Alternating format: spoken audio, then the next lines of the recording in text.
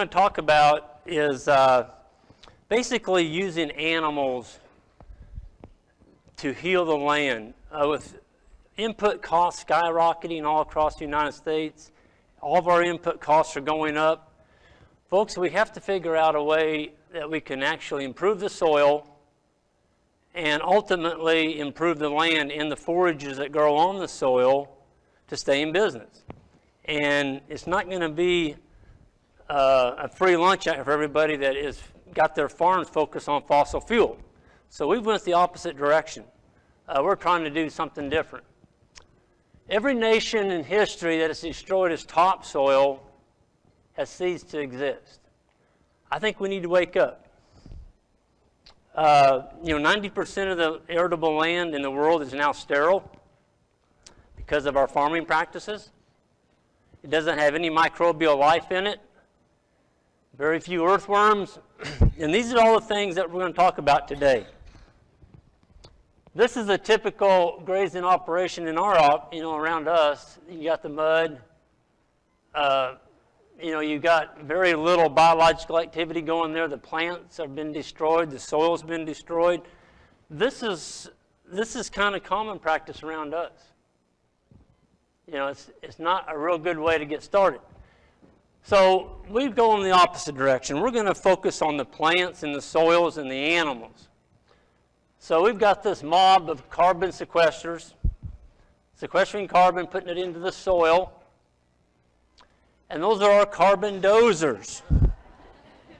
Okay? Those are our dozers. Folks, it doesn't do any good to grow the forage if you can't get it trampled on the ground. You're going to hear me talk a lot today about building soil with litter. Well, what is litter? Litter is anything organic that grows up out of the ground with solar collectors, leaves, and the energy, the sun, and we can get it trampled on the ground with a ruminant animal. Okay? So we got this dozers. That's a pretty powerful dozer. And we're also going to talk a lot today about microbes. We shouldn't call ourselves grass farmers. We need to look even further down. We need to call ourselves microbe farmers.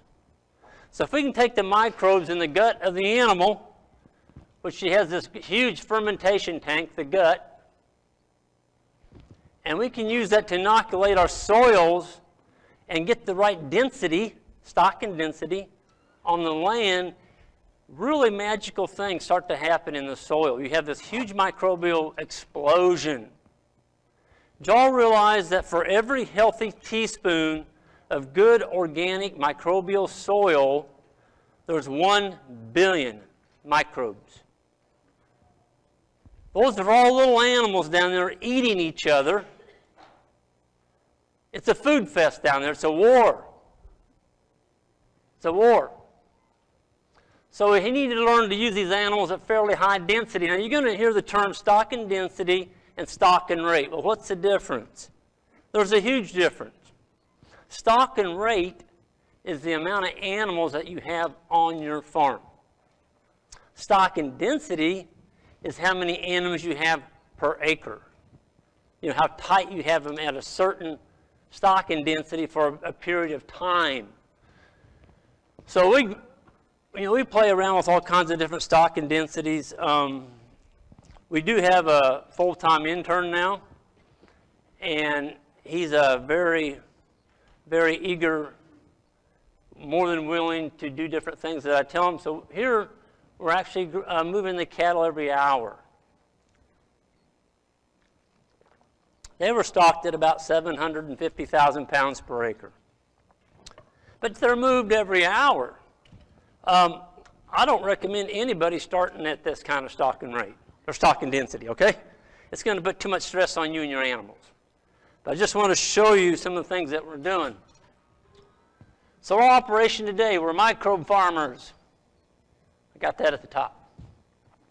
We are grazing livestock. Remember, livestock are just a tool to harvest the green plants and convert it into a saleable, valuable protein, and we can heal the earth and the water cycle and provide a good food source for our consumers at the same time. Now, what's better than that? Folks should feel good about eating this kind of valuable protein. You're not destroying the environment, you're healing it. You're healing it. I'm going to show you some pictures today where we're healing it. So we're building topsoil, and we're also marketing solar energy. We're not using fossil fuel. Okay? So this is our previous grazing operation. We used to have the short stressed roots. We didn't have any stockpile, and we fed hay, a lot of it, every winter. And we had bare soil. So what we were doing, folks, is we were concentrating on all of our farms. We've got 10 farms. They're all within 5 miles of our house. 3 of those farms that we now own, 7 of them are leased. So what we were doing was we were keeping all of our farms in a vegetative growing state. In other words, we were focusing on keeping our plants vegetative. 6 to 8 inches. Well, that's what we were taught to do. Keep that seed head from forming. Folks, the only purpose of a plant in its whole entire life is to reproduce. That's all it wants to do, is reproduce. And if we chop that baby's head off in the spring when it's trying to get going, what's it going to do? It's going to send up a seed head because it feels stressed. Our plants don't send up as many seed heads anymore because we have a nice root system underneath them. So we were grazing these plants off short. So we had these little bitty roots under them coming into the summer heat period, the drought in July, and our grasses went dormant. They dried up. And we didn't have any winter feed for our animals. It always bothered me. We started out, I'll give you a quick background. I was almost bankrupt in 1999. Went through a terrible crisis, wiped out all my capital. I had to sell my cattle. I had to sell everything except for my farm. I was able to barely hold on to it. And the one thing I saw, there was a sentence in there that your sole purpose in life should not be to own the land, but to control the land. And that one sentence changed my whole life.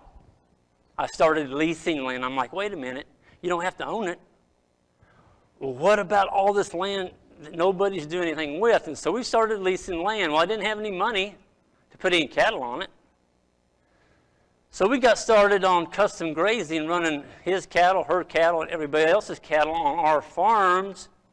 And they were paying us $21 a month per cow. That's how we got out of the hole. Okay?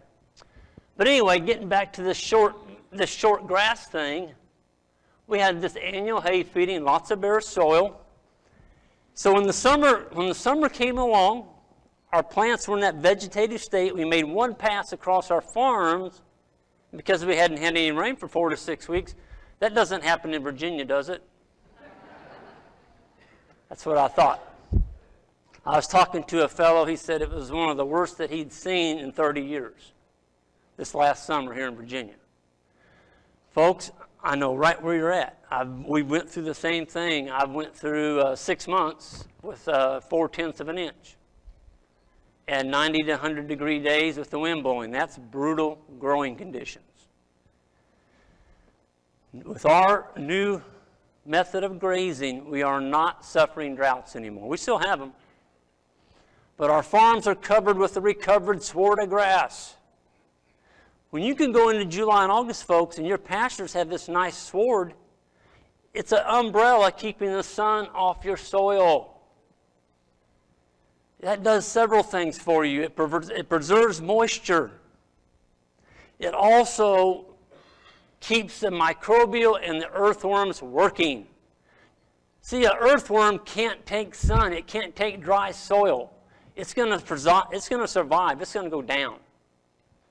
And when they go down, all microbial action stops. It ceases. Your plants go dormant. Also, if your farm is covered with a nice sward of grass in a drought, you walk out there in the morning, you will be getting a little bit of dew on those leaves. So those plants are getting fed dew every morning. You can follow one of our plants down to the dry soil and look, and there's a little round area around the plant that's wet. You may not think that's much, but that plant really enjoys that little drink when you haven't had any rain for 6 or 8 weeks. So that's all the benefits. So, what is the one thing that a cow needs to survive? It's located on the tips of the plant. Energy. Energy is the most limiting factor on our farms. Okay? Where's the energy located on the plant? Somebody said, I think tips. That's correct. Why is the energy located on the tips of the plant? It's because the tips of the plant are the closest to the sun. Watch your animals when you turn them into a fresh paddock. They'll go around that paddock harvesting that high energy tip first. A cow doesn't care about reproducing. She doesn't care about filling your milk tank. She doesn't care about raising meat on her back or fat or anything. All she cares about is breathing for the next day. And if she doesn't get enough energy from the plant, she can't do that. So energy is number one. Focus on getting as much energy through your animals, whether they're sheep, goats, or cows, or whatever, as possible. There's a mob harvesting energy. That's aster. That white flower is aster. My neighbor's brush hogged that. Well, we mob it. We don't mow it, we mob it. Those cattle, I'll tell you how smart cows are. As we were moving those every hour across that aster, there was a lot of fescue and clover down underneath that aster. The cows were not eating that. All they were eating was the aster. And I'm like, what's going on? And Justin, our intern, was sharp enough, he went back to the truck on his own. I wasn't there. He went and got our Brix meter, the refractometer, which measures the sugar content in the leaves. And he started measuring the Brix underneath this aster, the fescue. He measured the Brix underneath this aster right before the cows grazed it. The Brix was 3. He went back 3 rotations because the cows were just tearing up the fescue 3 hours later back behind where they'd already grazed. He's like, what's going on? The Brix had went up to 9. Why did the Brix go up to 9? The sunlight. Once the cattle removed the aster, the feed behind the cows got better. And the cows went back and grazed it judiciously. Folks, we can out-stupefy a cow, but we can't outsmart them. They have to be the best at what they do. Their life depends on it. Healthy land, healthy food, healthy animals. Healthy animals. If you don't know anything about livestock, that's fine, but remember this. A shiny hair coat is key. If a cow doesn't shed off, that's an animal that is not performing in its environment. Any animal that will shed off early like that will be your highest producing animals in your herd. They'll get fat quicker, they'll reproduce every year, no health problems. Those are the kind of animals you want in your herd. This is our carbon source. Folks, our cattle come into this mob of grass, and most people see that and they go, my gosh, you let that pasture get too tall. Well, don't tell our cows that, all right? Because they can go through there and they can harvest a lot of energy. See that, folks, the grass in the springtime, vegetative, doesn't have any energy in it. That's why it's dangerous to stand behind a cow in the springtime. Too much protein, whoosh, comes right out the back. Okay, it's diarrhea, just shoots right out. That rumen in that cow is having trouble converting that grass to any carbohydrates. It's got too much protein. So if you let your plants get mature, the cattle can select a good diet. They can get the high energy plants, they can get a little lignin and cellulose, And they can also get some protein, which is in the bottom sections of the plant. Why is the protein higher in the bottom sections? It's the closest part of the plant to the root system on the plant. So those cattle are coming in, they're trampling about 30% of that on the ground. This is a hard one for people to get over. It was hard for me until I realized the importance of ground litter on our pastures. You're going to think of it as waste. It's not waste. Anything that's organic that you can trample on the ground is building you more soil. It's building you more soil. This is what happened when we started getting our density up and litter on the ground. This is a bottom that was pure fescue. A deer hunter owns this. We've got a 10-year lease on it. And I told him we could convert it into a wildlife haven with our management. And we have. But this clover came up. That's a sweet clover. It's over 7 foot tall. It's amazing what's happening. This is what a litter bank looks like, trampled on the ground. Now the cattle went in and ate on this paddock, about 50% of that. But they trampled the other 50% on the ground. Now folks, if you leave your livestock in that paddock long enough, they're going to eat that. You got to move them. Remember this, the higher the quality of litter that you can trample on the ground, the greater benefit you will see back from it in fertilizer. In other words, you're going to have a higher fertility rate with good litter than you will bad litter. Okay? So this is what we're doing now. 2 to 3 rotations per year. We're letting the plant get mature in the springtime before we graze it. Did you all realize if you graze off that plant early in the spring, you've reduced the capacity on your whole farm by 40%? 40%. That's huge. We used to do it. So we were stressing our plants in the spring, and they never ever recovered the whole growing season, not even in the fall. So now we're grazing them once in the dormant season, once or twice in the growing season. We were hitting them 8 times a year. Those plants never had a chance to get recovered. And I can remember going out into our pastures and taking a spade and digging down underneath the roots on these short pastures. And all of our roots were growing horizontal, like this. Why were they doing that? We weren't letting them given enough time to get developed. So all the roots started going like this. So what happens in a drought? If your roots aren't over 4 to 6 inches deep, you're dead. You're not going to grow any grass. Today our plants, have roots 14, 16. The warm season grasses, you'll see some pictures of. It's unbelievable what they are. They're down there 6, 8 feet. Rule number 1, increase your stocking density, not your stocking rate. In other words, don't go out here and buy a bunch more animals and put on your farm. Use the animals you have, just bunch them together and move them. Move them. Remember, overgrazing is not a term that's used with lots of animals. You can put a lot of animals in a small area, but move them. Overgrazing is a function of time, how long they were there. Okay? So what did we do? Well, we combined our herds.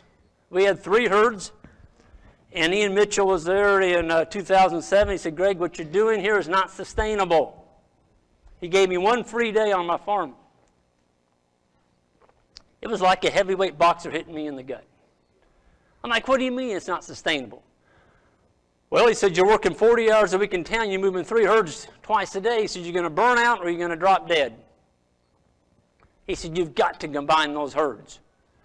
Well, I wasn't real good at that time at thinking outside the box, I guess. I thought, well, I've got to have 3 herds. My farms have got 3.5, 4 miles between them. If I put them all in one herd, I'm going to run out of grass on that farm. Then I got to truck them to the next farm. He said, well, last time I checked, a cow had 4 legs. And he says, put an ad in the Columbia Tribune, grass-fed cook-off, music, and a trail ride, and charge your boogers $250 a head to come out and help you move your cattle.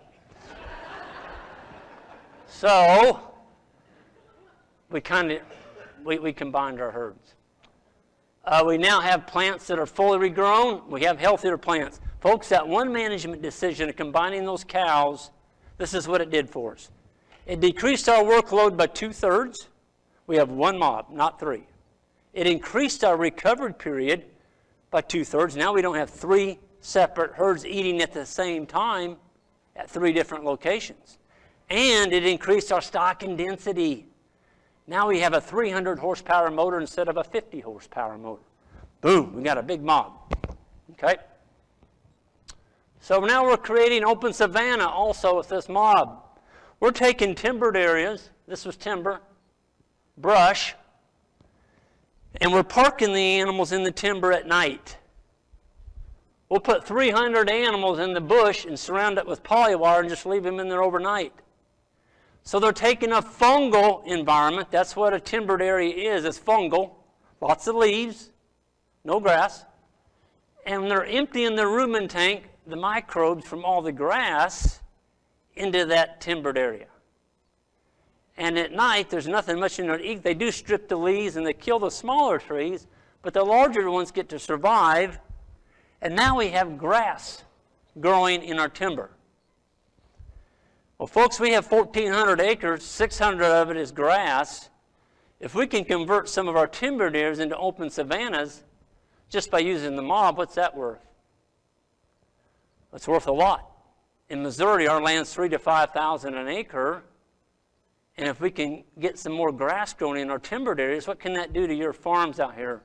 If you could get some grazing days off of that timbered area, where before maybe you're getting a log cutting every 20 years, what if we could get the cattle through there? And on a hot summer day, if I was a cow, I would a lot rather be grazing in an open savanna than I would out in a pasture. So it's just something to look at. Trying to throw out some new ideas. That's what happened. This is before the mob. That's what it looked like. That's one rotation. So they're in there for 12 hours. They went in and took all that understory out and busted it down. See, cows are big animals. You know, they're 1,000, 1,200 pounds, and they can rip and snort and stomp. And, I mean, they can really bust down some bush and get the sunlight to the ground. Inoculate it with that manure, and then leave it. Do that about twice a summer. So what's our farm inputs on Judy Farms? Well, we don't do any liming anymore. No fertilizer. We don't own a tractor. We don't own a mower. The only machine we own is an ATV and minimal labor. Major paradigm broken. Cattle can walk. Ian taught me that. It has been a major cost in labor savings, and it's improved our animal health from not having to haul them. This is what a cattle drive looks like.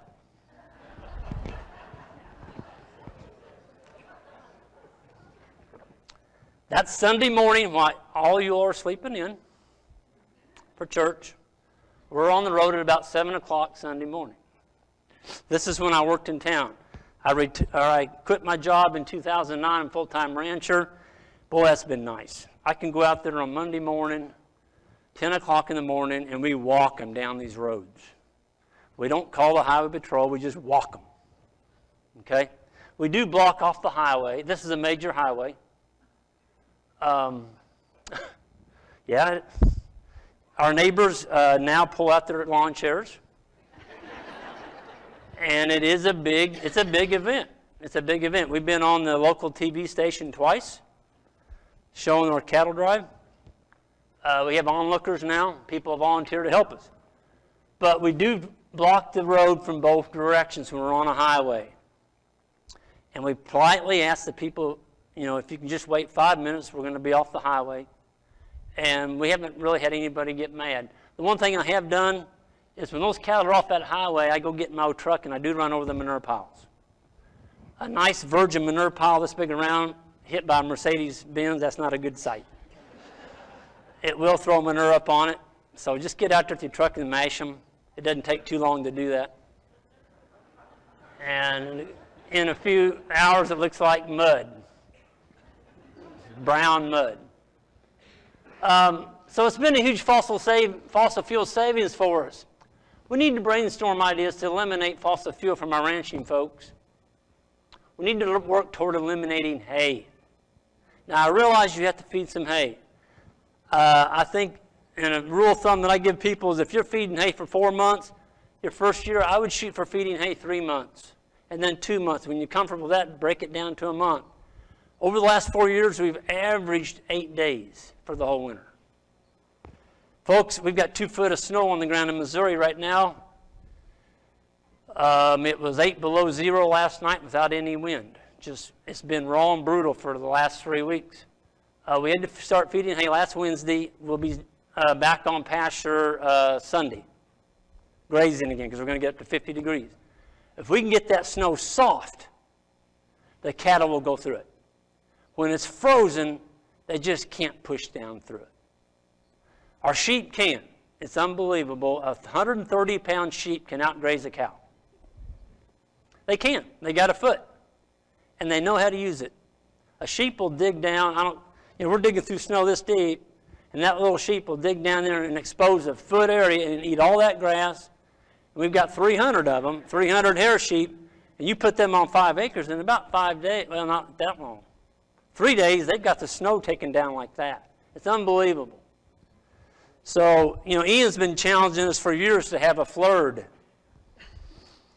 Flurd, y'all get that? Flock and a herd together. That's a flurd.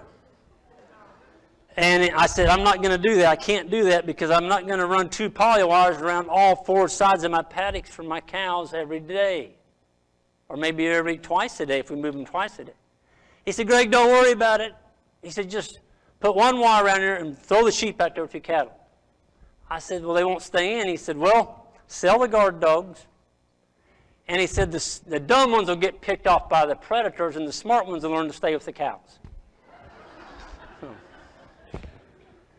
I'm sure Ian's right, but I haven't done it yet. There's cows working for a living. That morning it was about 37 below, wind chill. It was brutal. You couldn't hardly stand out there without your face freezing. But the cattle were grazing. The cattle were grazing. We do not provide our cattle any barns, or we don't have a barn on the farm. Well, we do have one. It's an old hay barn. We have a handling facility in it, but we don't have any shelter. But the cattle, see what kills cattle is wind and moisture. If you get a cow wet, and then you throw wind in on top of that, and if they can't get down in a draw or in some cedars, that's brutal. We don't do that. We make sure we have some cedar shelter banks for our cattle when it's cold. And it's amazing. You can go out there, you're freezing your tail off, and those cows are just comfortable. They're comfortable. They're out of the wind, their rumen's full, and they're doing well. A lot of people think that when snow hits the ground, that's a signal to feed hay. In other words, your cows can't survive. My question is, how did the cattle survive for centuries without hay? Livestock. There wasn't somebody out there unrolling a bale. The feed is good. We have fescue, all kinds of different grasses, but fescue is the best stockpile grass in the country that I know of. It stays green all winter long. The bottom sections of it. What time do I need to be done? Somebody look at their... 2:30, okay. I don't want to go over my time. So that's another cattle drive. You notice we have poly wire along, that's bean field, right there beside the road. That's not a hot wire, it's just a wire put up there. Our cows do think it's hot. Our neighbors all mow their yards, we got to fence that off. We don't want 300 cows going through their yard. That's not a good way to maintain neighbors. Good neighbors. That's March strip grazing, where we're going in the wintertime. We're moving across our stockpile. We still have around 200 acres left at home of stockpile fescue that will carry us clear through to the spring. The cattle do better grazing than they do on hay. See, cows are herbivores. They are designed to eat grass from the ground. Just because it has a little snow on it doesn't mean they can't reach under that snow and get it. It's when it gets frozen or ice on it that can be an issue. That's the same paddock. 90 days later, it went from that to that. We didn't plant that clover, but sometime in its past history, that farm had some clover on it, evidently. Quite a bit of it. There's what a mature, high-energy plant sward looks like. It's not single species. There's a lot of different species in there. Remember this, folks. Hayfields always promote monocultures. You'd be surprised the number of farms that I go on to, and I'll say, now, how many grazing acres do you have? Or how much open land do you have? And they'll say, well, we've got 200, but that 80 over there, that's my hayfield. And it's always the best land. And I'm like, yeah, but we graze it, Greg. I said, that's not pasture. That's a hayfield. Hayfields always promote single species. Grazing promotes diversity. When a cow reaches out with its tongue and wraps its tongue around the plant and pulls on it, it stresses the roots in the plant. It wakes up the microbes, and they get to work. When a sickle bar on a mowing machine goes over the plant and mows it off, there's no tugging action. So the plants will always grow back quicker grazed than they will mowed off.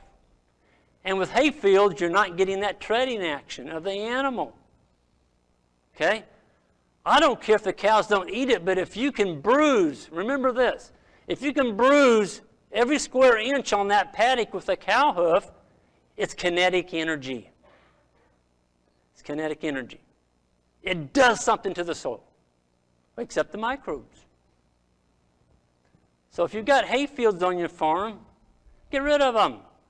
Put them in your grazing rotation. That's what's killing you.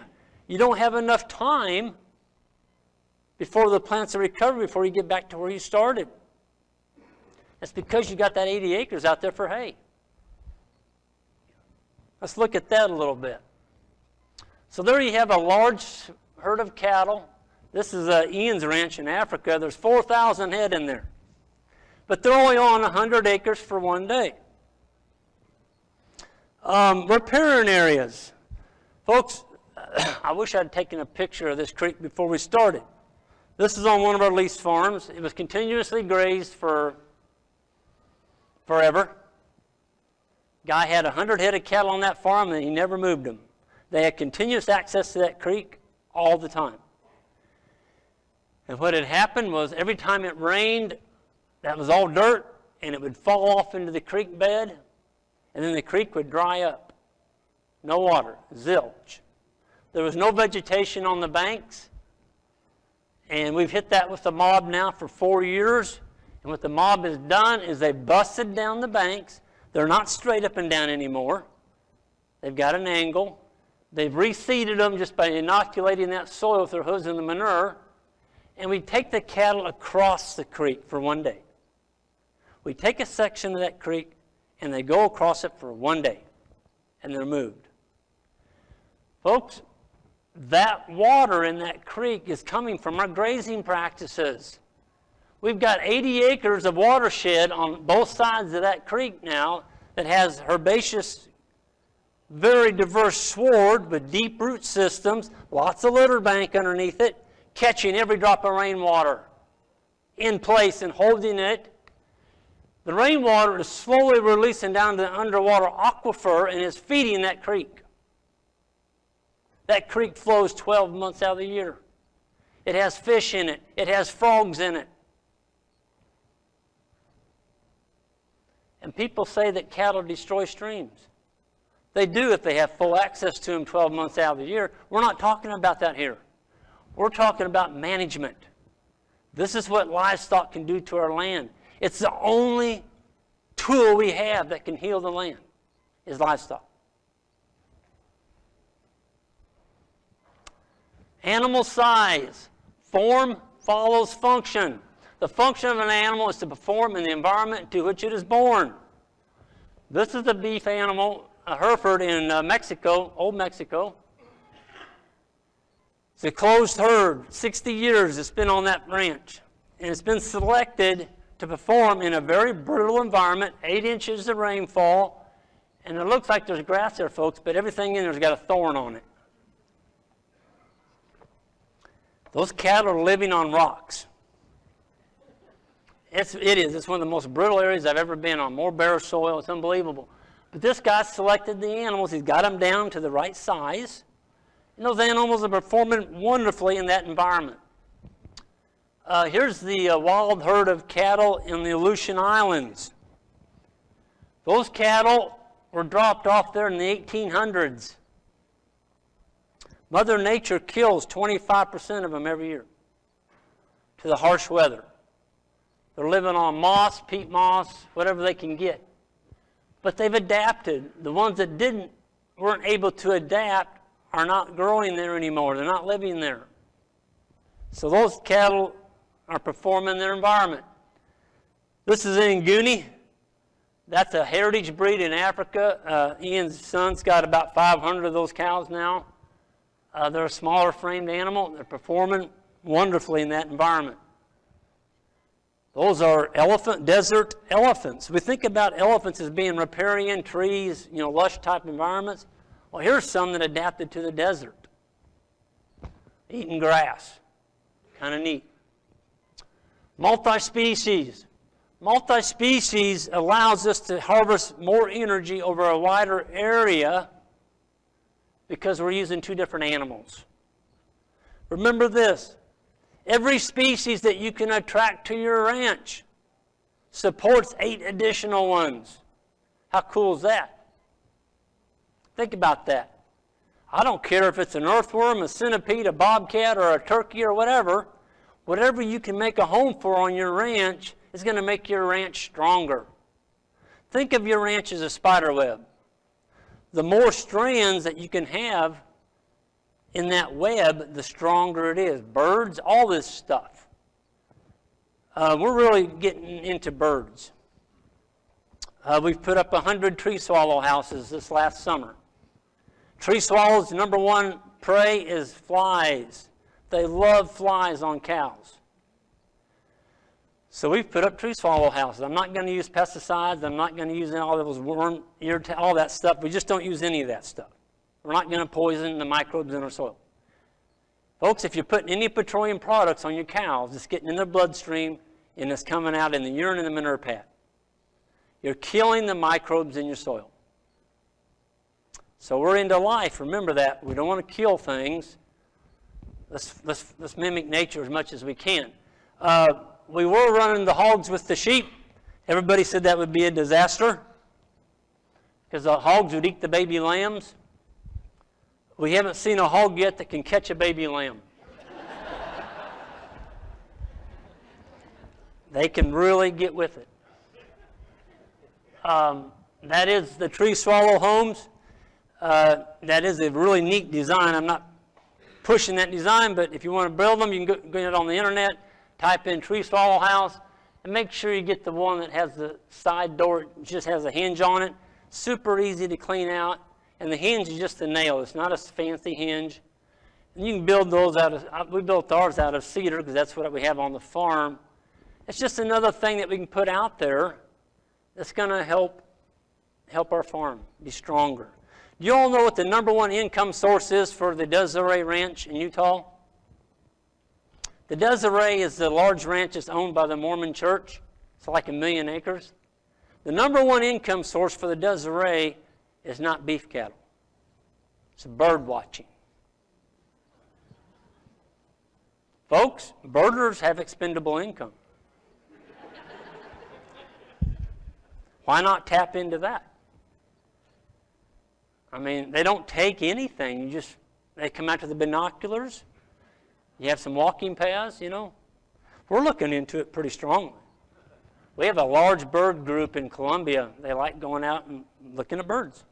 It's kind of cool. These are our weed eaters. They're hair sheep. We don't shear them. Of course, you don't have to shear them. It sheds off. We don't dock their tails. We don't trim their hooves. We don't worm them. We don't vaccinate them. We don't wean them. We don't do anything. You do have to take the rams out when they're 16 weeks old. The baby rams, 16 weeks old, are sexually mature. And we do not use any winter lambing. We lamb on pasture in May. Folks, they are the most efficient animal I think you can put on your farm. No hay through the winter, no grain, no nothing. If you get the right breed, don't get one from somebody that's been pampering them, but get some pretty good sheep that are raised them the way you want them raised. I'm telling you what, it's unbelievable what happens. They'll take care of the weeds. See, the sheep and the cattle eat different forages. The sheep go after the woodies, the woody stuff. Multiple rose bushes, thorn trees, ragweed, all this stuff. We're turning into lamb. We honor and respect our animals. Our animals have a wonderful life. They're moved to fresh forage every day. We love our animals. It's sustainable. We owe it to our animals to give them a good living. You are what you eat. If your animals eat junk, you're eating junk when you eat those animals. So remember that. Multiple solar-powered collectors. Folks, if you were the sunlight and you're looking down on a hay field that's just got grass in it and you got these leaves sticking up straight up and down, and that sun's coming down, all you're harvesting is the leaves that are pointing up like this. What if you had a whole bunch of different shapes mixed in there amongst just the straight up and down leaves? You're harvesting solar energy, more of it. And that's what it's all about. The more solar energy we can harvest from our plants, the more meat, milk, fiber, whatever you've got for sale you're trying to raise on your farm, you're going to have more of it, without having to go to the fertilizer company and buy them fertilizer to do it. Folks, when you're putting down chemical fertilizer on your farm, you're killing your farm's future. Ammonium nitrate, if you don't believe me it hurts earthworms, go out in your yard. If you're expecting a rain, go out there and put about 50 pounds per acre down. Just broadcast some out there.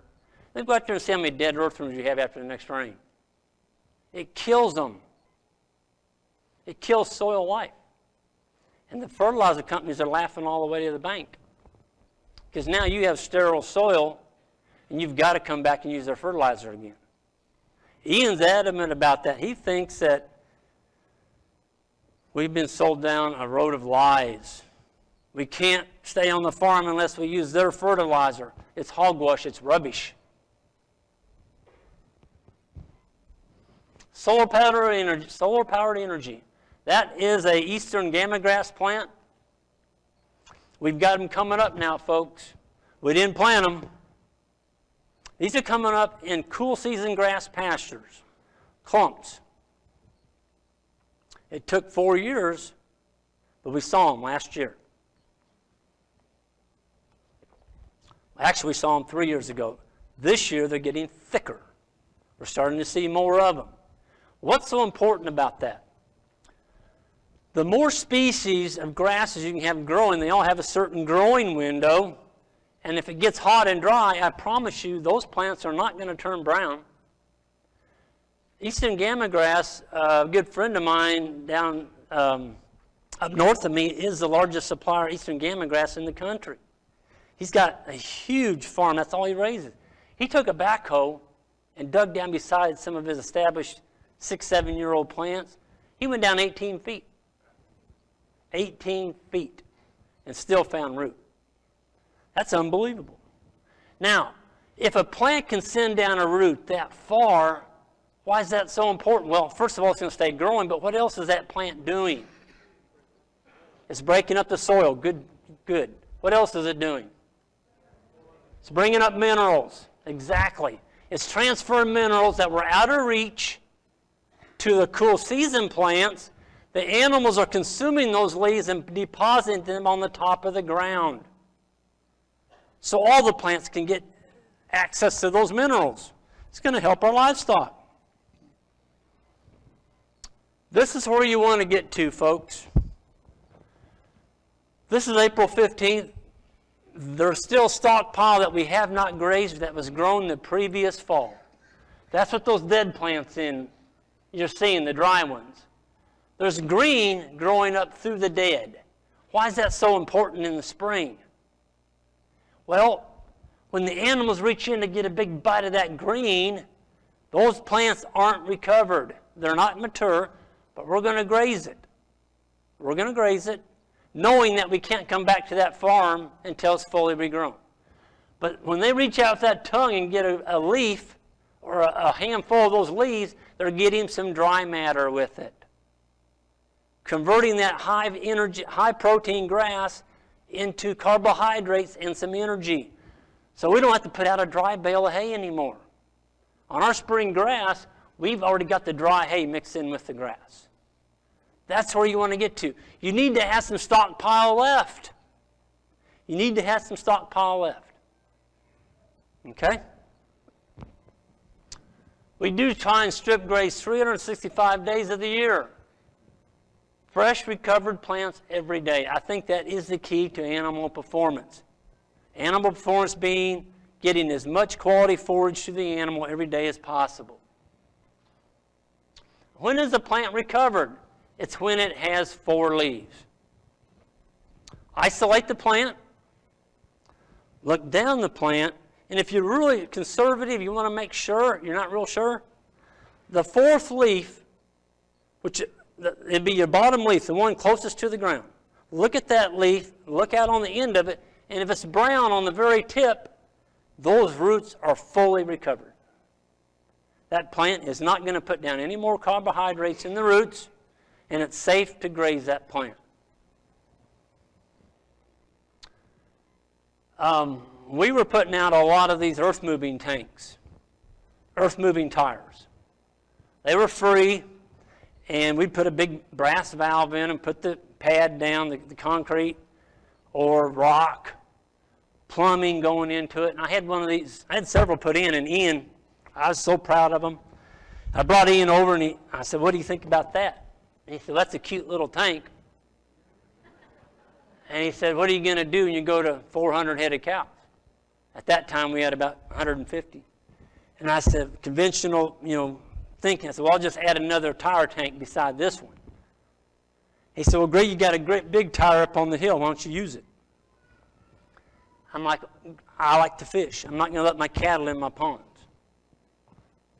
He said, "Well, don't let them in the pond. Just run a poly wire around it." So that's what we do now. We just run a poly wire around the edge of the ponds. We've taken down all of our high tensile wire that was keeping the cattle from the ponds. But they're only on that for 1 day. One section of that pond has cattle on it for 1 day. Then we move them to another section. They can stand on the bank and reach their head underneath the wire. It saved us probably $10,000 or $20,000. We have 42 ponds on our 10 farms. We also increased all that area around these ponds is getting grazed now instead of turning to brush, because it is excluded from livestock. Our cattle, our landowners love it, because now they can come and fish. They don't have to fight the brush. So, kind of a neat deal. That's an indicator plant. That is one plant of eastern gamma grass. It's probably got 60 to 80 great big leaves coming up.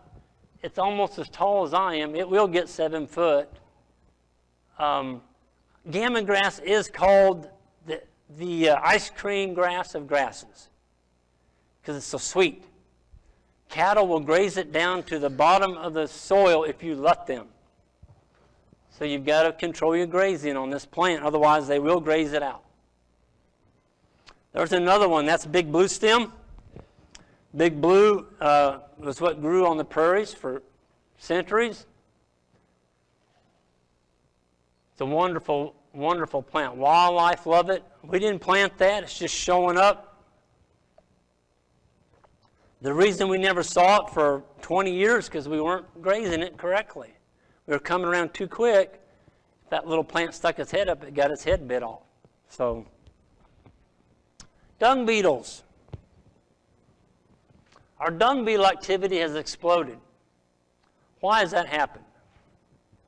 Well, dung beetles find their food source by smell.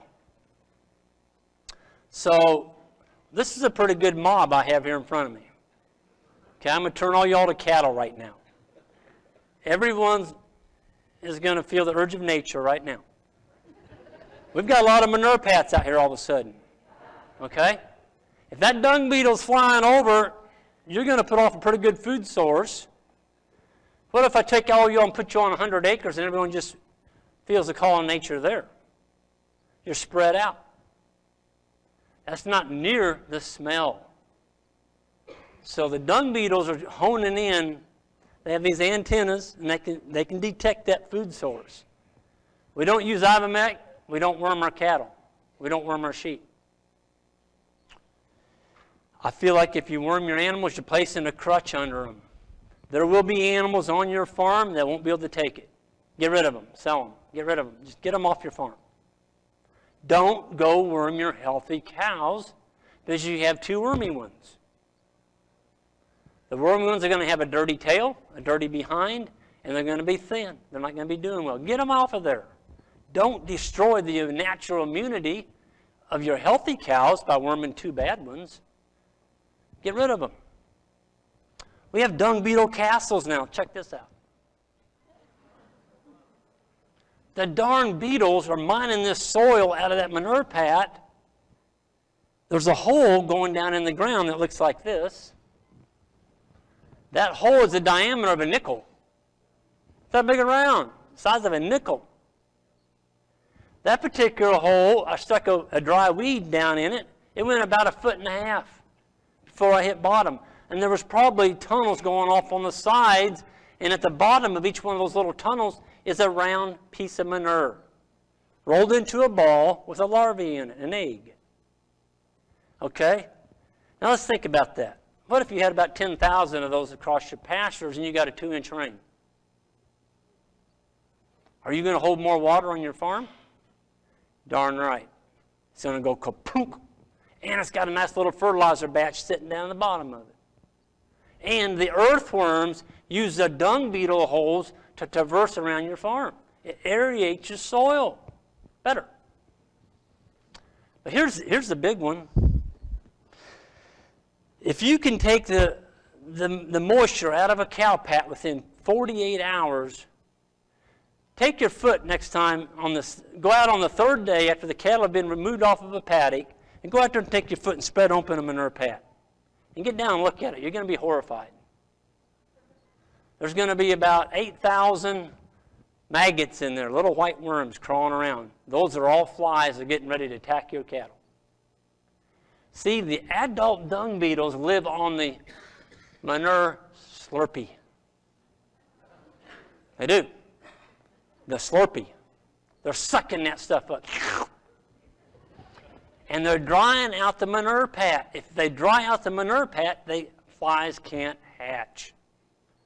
See, nature had this thing figured out. Ian says we've boogered it up. I think he's right. So dry them out naturally. Goodbye face fly. Goodbye all those horn flies, all those nasty things. The ground litter, why is it so important? It's a microbial food. It is the interface between the soil and the litter. Okay? When you take a herbaceous plant, see, all you've got to do is take a plant stem and bust it over. But it's got to be a mature plant stem. A vegetative stem is going to pop back up. A mature one, all you're doing is you're breaking the sap flow from the stem or the leaf back to the root. And when you break that sap flow, now you have carbon. A lot of carbon. And all that carbon is going to be turned into earthworm castings. For those of you all who don't know how many earthworms you have per square foot, this is a real easy thing you can do. Just measure off 1 square foot out on your pasture. Take a pair of trimmers and trim off the grass on top and count the number of holes that are going down. That's going to give you a real good estimate of how many earthworms you have per square foot. We're at 17 right now. If we can get to 25, you have 1 million worms per acre. You also have 100 tons of earthworm castings per acre. Okay, anybody know what the pH is on earthworm casting? 7. Isn't that convenient? Where's it being displaced at? Right on top of the ground where the plant roots can use it. How many of y'all like to have 100 ton of pH 7, highly active, good stuff that the plants can take up really easy and not kill your microbes doing it? It's pretty neat stuff. It is our earth. The earthworms are our farm's future, folks. An earthworm needs 3 things. You got to give him 3 squares a day. You need to put it on top of the table where he can eat it. And you need to keep the sun off of his back. And he also needs moisture. Earthworm runs out of food, moisture, or the sun hits him, he's not going to work for you. Here's the neat thing. We went out this year after Christmas. It was December 28th. It was probably, I think that morning it was around 0 degrees. We'd had lots of killing. Well, we had snow on the ground. We pulled the snow back, got down in the sward, the grass sward, still green, had green clover in it, and we pulled it open and looked down on the surface floor of the ground.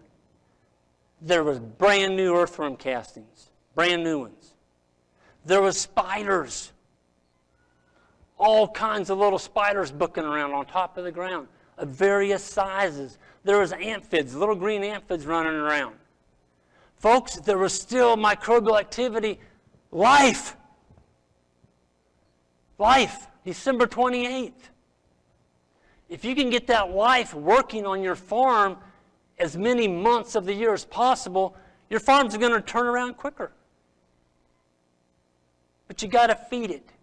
You got to give it habitat. A lot of people look at that and they go, my God, that's nasty. Look at all those seed heads. First thing came to my mind is, my God, I'm going to have pink eye out the kazoo. Pink eye is a function of limited animal intake. You didn't give them enough energy. We're finding it doesn't have anything to do with seed heads. We do drive through the paddock on an ATV because our cattle will walk through that wire. In other words, when you turn them in and you just walk that wire through that grass, they're not going to see it. It's so tall, they'll walk right through it. So we use a four-wheeler to beat the grass down, and then that's what we leave. That's carbon, folks. That's a lot of good grass, but it's laid on the ground. The stem's been broken over. That's what it looks like. In 4 weeks, look at everything you see there is brand new forage. The dead stuff that young man was holding in his hands is underneath all that. That's that dry stuff under there. And it's about this thick. Look at that. Look at all the new plants coming up through that. Folks, we're not putting down red clover seed anymore. It's all coming natural from the seed bank. Mother Nature's giving us all the seed we want from the mature plants. If you reach down that soil and feel it with your hands, the top surface, it's greasy feeling. It's greasy. There's life. There was one little guy booking across there. He had red antennas with yellow hair on those red barbell. It was beautiful. He had about 12, 13 legs on each side. He's booking across the ground. What was it? There's hard-shell beetles down in there. There's everything down in there. Looks like Jurassic Park. How many of y'all seen Dr. Pat Richardson's video of soil life? Several hands are up. It's pretty amazing. She took highly microbial soil and she used a screen and gathered it in the bottom of a white 5-gallon bucket, and she put a movie camera on a 60x microscope and blew this stuff up to life size. Folks, it was scary. There was a predator sitting up there on top. They had a great big beak, and there was a great big anaconda-looking worm crawling along, and the predator dove off on it and drove that spike right into that worm. And you could see him sucking the juice out of the worm. He won that fight. There was another predator up there on a ledge cleaning his mouth off with his little fingers. And there was wings sticking out of his mouth, still flapping. All that stuff's happening down there. All of it. That's what good soil looks like. Folks, that first inch on there is solid earthworm castings. It's new soil. We've grown 3 inches in 4 years. It should feel like vermiculite, crumbly. When you pick it up in your hand, it should be loose enough that it busts open. It's crumbly. It shouldn't have a sour smell to it at all. And the first inch is what we call soil cheese. When you break it apart, it should look like cheese. Every unit of that you can grow, every unit of humus that you can grow on your farm holds 8 times its weight in water. 8 times. So if you go 2 months and you only get 1 inch of rain, you've held it all. And it's holding it until the plants need it. It's extremely important. There's soil on the left with a 20-year rest, soil on the right with 14 days recovery.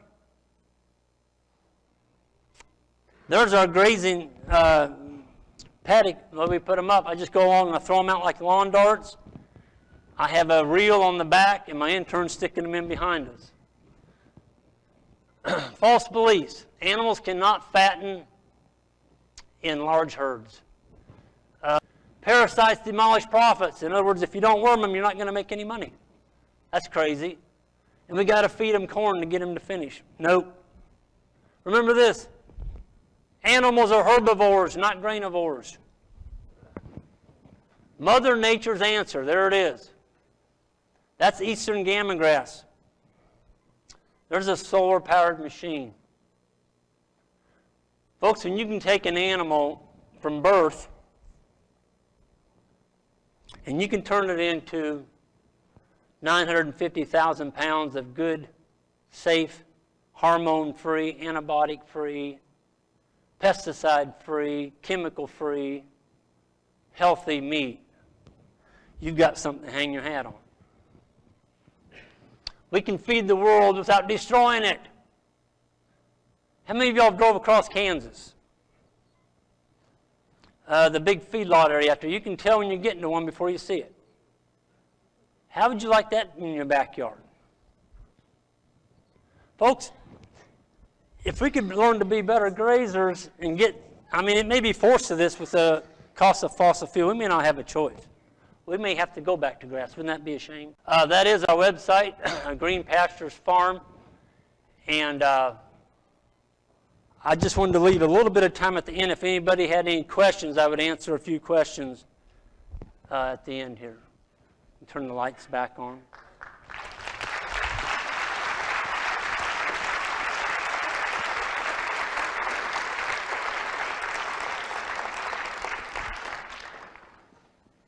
Something you want to turn the lights on. There we go. Does anybody have any questions? Well, there's a bunch of, okay, yes.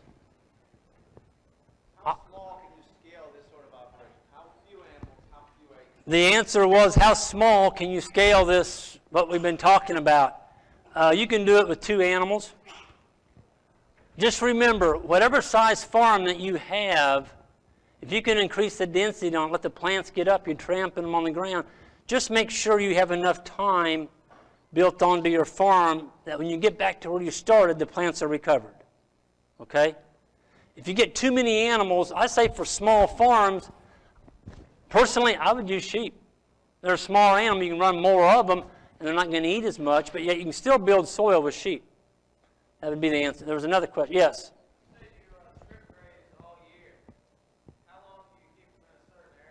The question was, we strip graze all year, how long do we keep them in a certain area? Folks, we're trying to graze 60-30-10. In other words, we're trying to graze 60% of the plant, 30% of it's being trampled, and 10% of it's left standing. Why do you want to leave 10% of the plants in the field standing?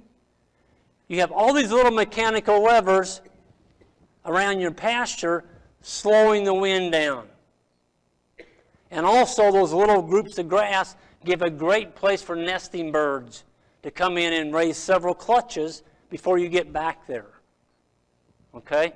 But as far as time, you've got to look at it. You're trying to keep those cattle full. And I didn't get into that in my talk. No, I don't have animal performance. Anyway, on animal performance, you've got to look at the left side of the animal. If you're sitting on the animal like you're riding it, right here on the pin bone, on the haunch, there's a triangle right below that bone. That's got to be full. If it's slunken in, you limited that animal.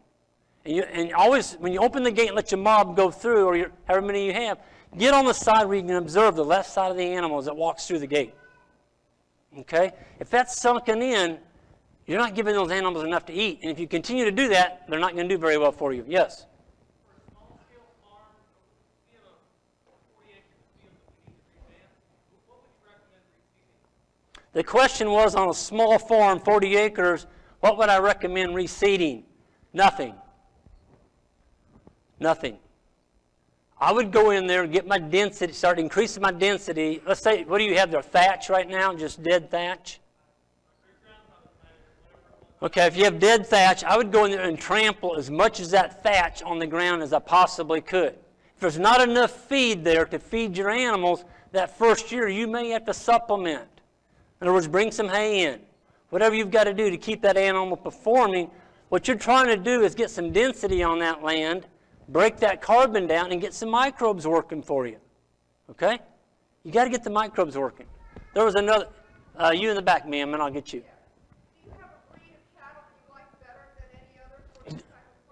Do I have a breed of cattle I like better than any other? Well, that's a loaded question. There's good in all breeds, okay? All I'm going to tell you is you look for an animal that is wide, has a great big gut, short legs, and fine bones. If you get a big bone on a leg on an animal, that's not going to work on grass very well. Remember this, if you can stand and look underneath a cow, she's got a lot of air between her belly and the ground, that animal is not going to finish on grass very well. Okay? There was a question. Yes, sir. How do you find that mob grazing works in a dairy setting to produce a significant amount of milk? How do we find that mob grazing works in a dairy environment? There's a lot of people starting to do it with dairy. Dairy farmers are really behind the gun right now. I was in Wisconsin last year. I went across the whole state. And there's some people up in Wisconsin that are doing it well. They found out that grazing a more mature plant, you've got to focus on the energy. Well, see, there's a time lapse here.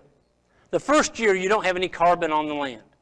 When you get that carbon on the land, the second year is going to be a lot better because now you're going to have that carbon. Folks, the higher microbial activity you can get going in the soil, the higher the Brix levels in your grasses go, sugars. That's what puts milk in the tank, okay? The dairymen in Wisconsin are finding out that the more litter they get on the ground and a more mature plant has more energy, they don't have the excess protein anymore in the gut. And so their health problems on the dairy cows have drastically dropped. Now, your milk production will go down some, the first year for sure. Yes, sir. When you eating stockpile fescue in the winter, you can eat that all down to the ground. The question was, when you're eating stockpile fescue in the winter, you can eat it down to the ground. I don't. I used to. Folks, you're trying to leave something on that ground, whether it's in December or whether it's in July. If you take that ground in the wintertime down to like this top that I'm standing on, and you get some rain in the early spring, how much of that rain are you going to capture? None. You don't have any carbon. Also, if you can leave some carbon on the ground, some litter from your stockpile fescue, if you can leave some on there, the earthworms have a feed fest in March and April. Yeah, so that much is enough. Yeah, if you leave, there's a growing point on a fescue plant. If you take that growing point off in the wintertime, in other words, you nub it down to nothing, that's going to cost you 3 weeks of early growth in the spring. Okay? Yes, sir. Do we back fence and stockpile? No. We're not worried about so much overgrazing in the winter. As long as you're moving your cattle every day to a fresh piece, they're not going to go back on what they were on yesterday because it's been fouled. Manured, stomped on, laid on, urinated on. They got fresh feed. They have no need to go back. Yes, sir.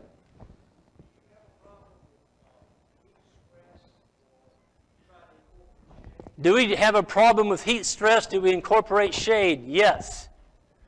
We're fortunate. We have trees on most of our farms. We do have some paddocks that don't have any trees in them. Folks, when it gets up to 95 degrees, we're going to provide a shade tree.